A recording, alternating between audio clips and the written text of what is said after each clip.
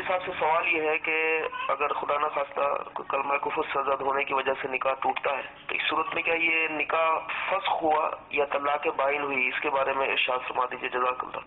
کلمہ کفر اگر منہ سے نکل جاتا ہے، اللہ نہ کرے، اللہ محفوظ فرمائے، تو نکاح پہ کیا اثر پڑے گا اس کا؟ اور پھر اگر بالفرض نکاح پہ اثر پڑتا ہے تو کیا یہ 3 طلاقیں ہوں گی، طلاق بائن ہوگی، کیا ہوگی؟ معاذ اللہ اگر کسی مسلمان سے کلمہ کفر سرزد ہو جاتا ہے اور وہ کلمہ کفر بھی التزامی کفر کو متضمن ہو، یعنی جس سے ایمان ہی ختم ہو گیا، تو ایسی صورت میں مرد اور عورت کا جو نکاح تھا وہ فسخ ہو گیا۔ فسخ نکاح یہ طلاق نہیں ہوتی۔ صحیح۔ اگر نکاح کسی معاذ اللہ شوہر کے مرتد ہونے کی وجہ سے نکاح ختم ہوتا ہے تو دوبارہ وہ توبہ کرے، تجدید ایمان کرے، اب اس کو حکم دیا جائے گا کہ یہ عورت اگر راضی ہے تو تجدید نکاح کرے۔ ٹھیک ہے۔ بغیر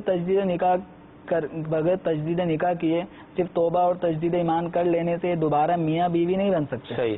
ان کو تجدید ایمان کے ساتھ ساتھ تجدید نکاح بھی کرنا ہوگا، یہ دوبارہ میاں بیوی کی حیثیت اختیار کرنے کے لیے۔ لیکن یہ جو رشتہ ان کا ٹوٹا ہے اس کو فسخ نکاح کہا جائے گا، نکاح ختم ہو گیا۔ صحیح۔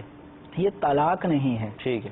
طلاق نہیں ہے اور فسخ نکاح ہے، نکاح ٹوٹ گیا اور دوبارہ انہوں نے اس نے توبہ کی، تجدید ایمان کیا، تجدید نکاح کیا، تو یہ فرق یوں ظاہر ہوگا کہ اگر آئندہ اس نے اپنی بیوی کو طلاق دی، صحیح، تو 3 طلاقوں کے بعد ہی عورت اس کے اوپر حرام ہوگی، جس کو کہا جاتا ہے کہ اب یہ بحرمت غلیظہ حرام ہو گئی۔ ٹھیک ہے۔ ایسا نہیں ہے کہ ایک دفعہ رشتہ ٹوٹ گیا تھا تو اب 2 مرتبہ طلاق دے گا تو حرام ہوگی، ایسا نہیں ہے۔ اور عدت کے بھی احکام کا فرق تو بھی یہ کہ مرتد ہونے کے اعتبار سے نکاح میں جو ہے وہ طلاق نہیں پڑتی، یہ اس سے نکاح ٹوٹ جاتا ہے، دوبارہ توبہ تجدید ایمان کر کے تجدید نکاح کر لے تو یہ طلاق نہیں ہوتی۔ ٹھیک ہے۔